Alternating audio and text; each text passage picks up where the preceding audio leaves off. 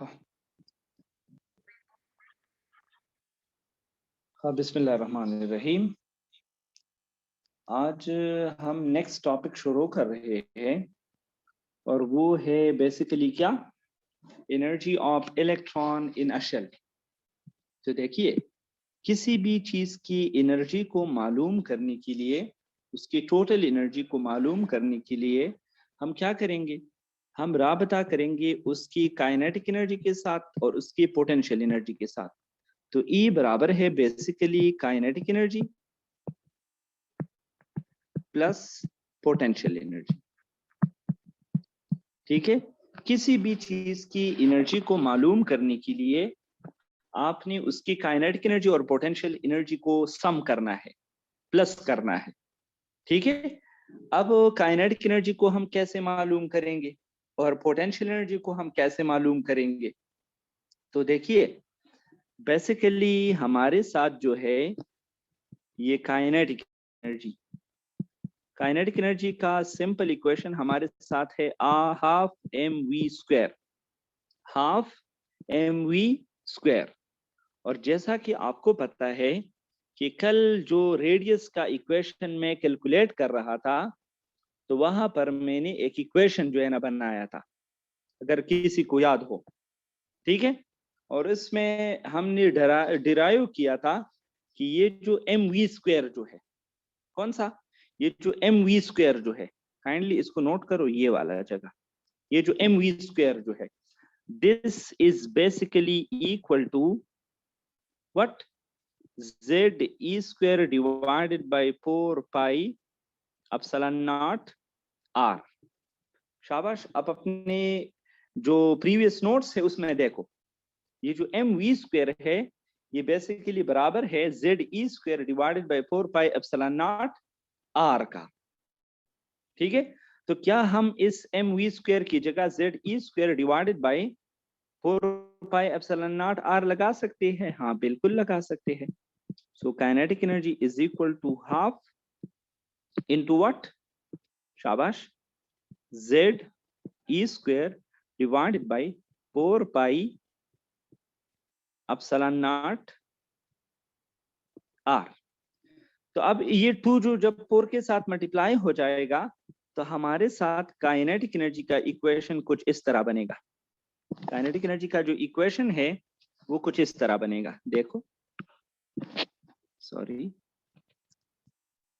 Kinetic energy का equation कुछ इस तरह बनेगा, is equal to ze² divided by what, 8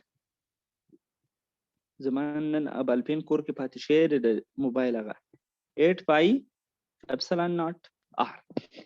तो ये बन गया हमारे साथ काइनेटिक एनर्जी का इक्वेशन। ये काइनेटिक एनर्जी का इक्वेशन बन गया ze² divided by 8 pi epsilon not r। ठीक है, अब पोटेंशियल एनर्जी को मालूम करने के लिए हम राब्ता करेंगे W is equal to Fs के साथ। किसके साथ? हम सबको पता है कि ये जो पोटेंशियल एनर्जी है ये बराबर है किस चीज का, शाबाश, Fs का। और F कौन सा है? F बेसिकली कूलम्ब लॉ है। बेसिकली क्या है? ये कूलम्ब लॉ है। ठीक है, तो क्या F की जगह मैं कूलम्बिक फोर्स लगा सकता हूं? बिल्कुल लगा सकता हूं। देखिए, potential energy is equal to coulomb force क्या होता है, शाबाश, वो ze² divided by 4 pi epsilon not r होता है कि नहीं है, r²। ये कोलम्बिक फोर्स मैंने परसों आपको बताया था, और उसके साथ मल्टीप्लिकेशन में मैं क्या लिख सकता हूँ, शाबाश, इस s की जगह मैं r पुट कर सकता हूँ। क्यों? क्योंकि इन केस ऑफ एटम ये जो फासला होता है ये बेसिकली रेडियस होता है। ये बेसिकली क्या होता है? रेडियस होता है। तो क्या एक r के साथ कैंसिल हो सकता है? बिल्कुल। जो बाकी पोटेंशियल एनर्जी का इक्वेशन रह गया वो कुछ इस तरह होगा, potential energy is equal to ze² divided by 4 pi epsilon not r। So this is the equation for the potential energy. ये पोटेंशियल एनर्जी का इक्वेशन बन गया और ये काइनेटिक एनर्जी का इक्वेशन बन गया। क्या ये दोनों इक्वेशन में ऊपर काइनेटिक एनर्जी और पोटेंशियल एनर्जी में पुट कर सकता हूँ? हाँ बिल्कुल, तो वहां पर पुट करो। देखिए यहाँ पर मैं लिखूंगा कि total energy will be equal to kinetic energy. Kinetic energy का इक्वेशन क्या है? शाबाश, ZE² divided by 8 pi epsilon not R, उसको प्लस करेंगे किस चीज के साथ? पोटेंशियल एनर्जी के साथ। वो पोटेंशियल एनर्जी क्या है? ZE² divided by 4 pi epsilon not R। ठीक है, अब ये दोनों चीजें जो है इसके साथ मैं ऐसा करूंगा कि यहाँ पर जो पोटेंशियल एनर्जी है उसके साथ मैं माइनस लिखूंगा। क्यों? कोई मुझे बता सकता है यहाँ पर मैंने माइनस क्यों लिख दिया? शाबाश, बोलो। मैंने पोटेंशियल एनर्जी के साथ माइनस लिख दिया। सर द सेंट्रीपिटल फोर्स थे। हाँ, द सेंट्रीपिटल फोर्स थे। सर दादा हाँ, MGH मुस्कान बराबर हुई। 3 दी डिवीजन दबिया नेगेटिव। देखिए असल में मैंने पोटेंशियल एनर्जी के लिए माइनस का सिंबल इसीलिए यूज किया आयशा, बिल्कुल। जब आप इलेक्ट्रॉन को न्यूक्लियस की तरफ लाते हैं तो potential energy value will become negative. ये बात अपने साथ नोट करो। When you bring an electron near to the nucleus, जब आप किसी एटम को न्यूक्लियस के नजदीक लाते हैं, so the potential energy value will become negative. The potential energy will decrease. The potential energy will decrease. Keep in mind, when you bring an electron from the infinity toward the nucleus, I mean जब आप nucleus के करीब होंगे तो आपकी potential energy as much least होगी as much possible, और आपकी जो काइनेटिक एनर्जी है वो एज मच मैक्सिमम होगी जितना पॉसिबल। आप मेरी बात को समझ गई? तो इसीलिए मैंने पोटेंशियल एनर्जी के साथ माइनस लिख दिया।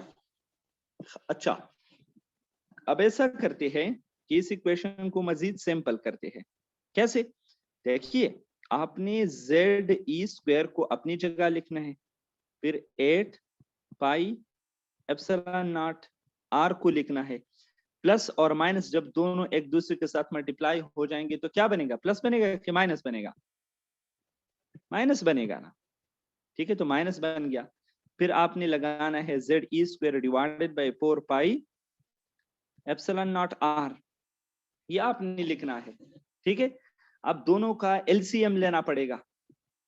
अच्छा, तो इन दोनों में LCM क्या होगा?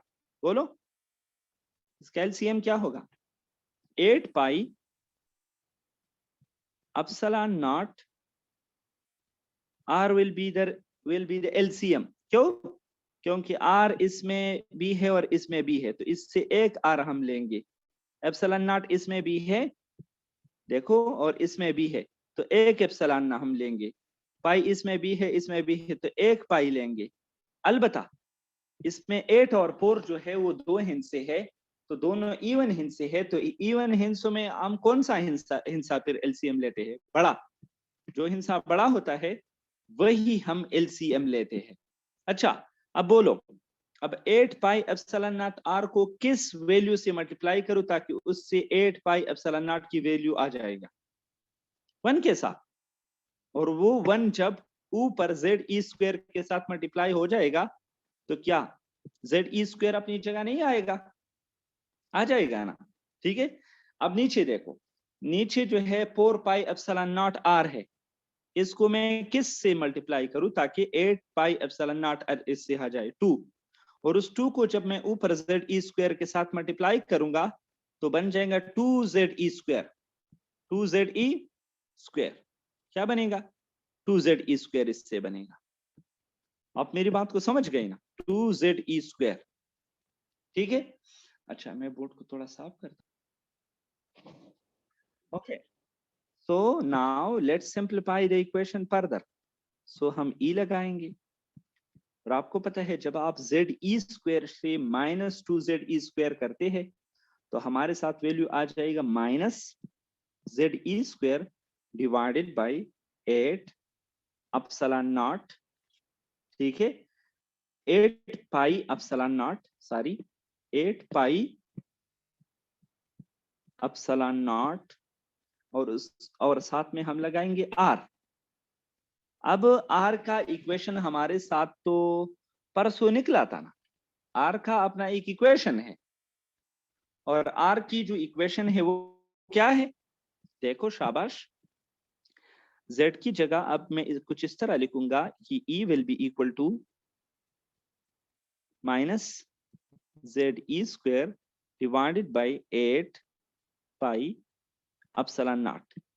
R का इक्वेशन मैंने परसों आपको डिराइव किया था, तो बराबर था n² h² epsilon not divided by ZE² pi m। यही इक्वेशन है ना, ZE² पाई m, ठीक है। अब जो बंदा जिस बंदे के साथ कैंसिल हो रहा है उसको कैंसिल करो, और जो बंदे बाकी रह रहे हैं उनको कैलकुलेट करो, उनको एक दूसरे के साथ जो है ना मल्टीप्लाई करो या डिवाइड करो। क्या पाई पाई के साथ कैंसिल होता है कि नहीं, कैंसिल हो गया ना, ठीक है, पाई पाई के साथ कैंसिल हो गया, इसकी बात खत्म हो गई। बाकी जो बंदे रह गए उनको लिख दो, तो बाकी रह गया E is equal to -ZE² divided by 8 epsilon naught, एक ये है और एक ये है, तो ये बन गए एप्सिलॉन नॉट स्क्वायर। फिर उसके बाद हम लिखेंगे n², फिर लिखेंगे h²। और डिवीजन में जो ZE² पाई ZE² m रह गया है वो ऊपर चला जाएगा, ZE² m। अच्छा, यहां तक आप सब समझ गए कि नहीं, देखो मैंने लिख दिया ZE² divided by 8 pi 8 epsilon not square n² h², और नीचे जो ZE² डिवाइड ZE² m था वो डिवीजन में था, डिवीजन बाय डिवीजन में था, तो ये जो वैल्यू है ये ऊपर चला जाएगा, उसके पास चला जाएगा। ये मैथमेटिक्स का कानून है, ठीक है। अच्छा, तो आप इसको आप फर्दर सिंप्लीफाई करो, शाबाश, बोलो क्या करेंगे इसके बाद हम। ये इक्वेशन कुछ इस तरह आ जाएगा, E is equal to minus, अब एक Z ये है और एक Z वो है, तो बन जाएगा Z², एक E यहाँ पर E² यहाँ है, एक E² वहां है, ये बन जाएगा E4, ये बन गया ZE4, Z² E4, ये क्या बन गया Z² E4, शाबाश, ये बन गया Z² E4, sorry Z² E4 E4 M, उसको अपनी जगह लिख दो, और डिवाइडेड बाय क्या आ जाएगा 8, फिर एप्सिलॉन नॉट स्क्वायर, फिर n², फिर h², तो ये इक्वेशन बन गया ना, ठीक है। अब इस इक्वेशन में ऐसा करेंगे कि कांस्टेंट को एक तरफ करेंगे और वेरिएबल्स को दूसरी तरफ करेंगे, ठीक है। तो इस इक्वेशन में हम सबको पता है कि इसमें कौन कौन, -z को Z² को इधर करो और n² को भी इधर करो, ऊपर जो बाकी रह गई E4m, और नीचे रह गई कौन 8 epsilon not square N h², ये सारे के सारे कांस्टेंट, ये सारे के सारे क्या है, कांस्टेंट है। और जब आप इसकी वैल्यूज को लगाएंगे तो हमारे साथ जो इक्वेशन आ जाएगा वो इक्वेशन इस तरह होगा, -Z² divided by n² 2.18 multiply by 10 raised to the power -18, ये वैल्यू आ जाएगा जॉल पर एटम में, जॉल पर एटम में, ठीक है। ये वैल्यू जो आ गई ये जॉल पर एटम में है, और अगर आप इस वैल्यू को किलो जूल पर मोल में कन्वर्ट करना चाहते हैं तो आप क्या करेंगे? कोई मुझे बता सकता है? शाबाश। देखिए, बेसिकली अगर आप किलो जूल को जाउल को किलो जूल में कन्वर्ट करना चाहते हैं तो आप क्या करेंगे? आप जाउल को 1000 पर डिवाइड करेंगे। आप जाउल को क्या करेंगे? You will divide it by 1000। जब आप छोटी यूनिट से बड़ी यूनिट में जाना चाहते हैं तो आपने डिवीजन करना होगा, ठीक है। और जब आप बड़ी यूनिट से छोटी यूनिट में जाना चाहते हैं तो यू विल मल्टीप्लाई। अगर आप जाउल से किलो जूल में जाना चाहते हैं तो यू विल डिवाइड, और अगर आप किलो जूल से जॉल्स में जाना चाहते हैं तो यू विल मल्टीप्लाई। अच्छा, अब आप एटम से मोल्स में जाना है तो सिंपली यू विल डिवाइड, लेकिन चूंकि यहाँ पर एटम है तो ये जो एवोगैड्रो नंबर आप लिखेंगे ये आप ऊपर लिखेंगे 6.022 मल्टीप्लाई बाय 10⁻23। असल में अगर अभी आप कहेंगे तो ये तो मल्टीप्लिकेशन में आ गया, ये मल्टीप्लिकेशन में नहीं है, ये डिवीजन में है, क्योंकि एटम पहले से डिवीजन में है। उस डिवीजन के लिए उस डिवीजन के लिए डिवीजन क्या होगा वो हम ऊपर लिखेंगे। तो जब आप कैलकुलेटर से इसको कैलकुलेट करेंगे तो हमारे साथ एनर्जी का इक्वेशन बनेगा, शाबाश, -z² divided by n² multiply by 13/12.36 kilo joule पर मोल। So this is the energy equation according to kilojoule per mole, and that is the equation of energy according to joule per atom, and this is the equation according to all parameters: electron की charge, mass, 8 epsilon not, h² z² n² की base पर। तो kindly आपने इन सब equation को याद रखना है, इन सब इक्वेशन को आपने याद रखना है। आप समझ गई? अब यहां पर मैं आपको कुछ एमसीक्यूज जो है ना बताना चाहता हूं। खाता सूरज, अच्छा, इधर इक्वेशन को देख कि energy is equal to -z² divided by n²। अच्छा, जब आप न्यूक्लियस से ऊपर जाते हैं, हायर शेल की तरफ जाते हैं, तो एनर्जी इंक्रीज होती है कि डिक्रीज होती है? इंक्रीज होती है। लेकिन इधर जो इक्वेशन दिया गया है ये तो n के साथ इसका इनवर्स रिलेशन है। इससे तो साबित हो रहा है कि जब आप न्यूक्लियस से ऊपर जाएंगे, हायर शेल की तरफ जाएंगे, तो एनर्जी कम हो जाएंगी, ऐसा है ना?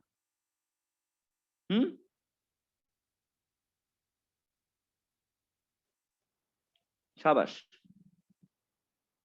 बस गोरेखा। देखिए, अगर आप इस इक्वेशन को कॉमन स्टूडेंट्स या कॉमन पीपल्स की नजर से देखेंगे तो आप कहेंगे कि यार ये तो इनवर्स रिलेशनशिप है न्यूक्लियर शेल नंबर और एनर्जी की बेस पर। लेकिन क्या इस इक्वेशन को मैं इस तरह लिख सकता हूं, E is equal to n² divided by z²? लिख सकता हूं कि नहीं? हाँ, लिख सकता हूं। क्यों? क्योंकि ऊपर जो है वो माइनस है, तो जब आप इन दोनों को उल्टा करेंगे तो वो माइनस खत्म हो जाएगा, प्लस आ जाएगा। अब मेरी बात को समझ गई? सारा मामला इस माइनस में छुपा हुआ है, ठीक है। E is equal to -z² divided by n², ठीक है। तो जब आप इस इक्वेशन को उल्टा करेंगे तो this equation will become E is equal to n² divided by z²। अब आप मुझे बताओ, यहां पर अब एनर्जी आवर नंबर ऑफ शेल्स के बीच कौन सा रिलेशनशिप आ गया? Direct relationship. So that is why as we go to the higher shell, the energy will increases. अच्छा, अब हाइड्रोजन एटम के लिए क्या इस इक्वेशन को मैं यू लिख सकता हूं, E is equal to -13/12.36 divided by n²। तो अगर हम energy of the first shell को मालूम करते हैं तो फर्स्ट शेल के लिए in case of hydrogen atom the value will be only 12.36 kilojoule per mole. Second shell के लिए the value will be 348.32 kilojoule per mole. And similarly for the third shell this energy will be 145.92. So values को देख के हम ये कह सकते हैं कि as we go to higher shell the energy increases.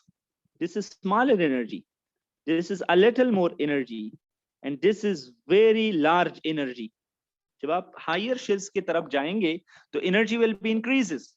और सबसे interesting point यही है कि अगर आप न्यूक्लियस से higher shells की तरफ जाते हैं तो energy difference between shell will be decreases. मेरा मतलब है कि E2 minus E1 will be bigger. E2 minus E1 will be bigger than E3 minus E2, and this will be bigger than E4 minus E3. As we go to the higher shell, the energy difference will be decreases between shells. Shells की बीच energy difference कम हो जाएंगी. और infinity पर दो shells की बीच energy difference तकरीबन खत्म हो जाएंगी. ये बात आप अपने साथ नोट करो. सर वो सर देखिए E1 का मतलब है जब आप n की जगह 1 लगाएंगे. E2 का मतलब है जब आप n की जगह 2 लगाएंगे. E3 का मतलब है जब आप n की जगह 3 लगाएंगे. अब मेरी बात को समझ गई? तो इसकी मदद से हम फर्स्ट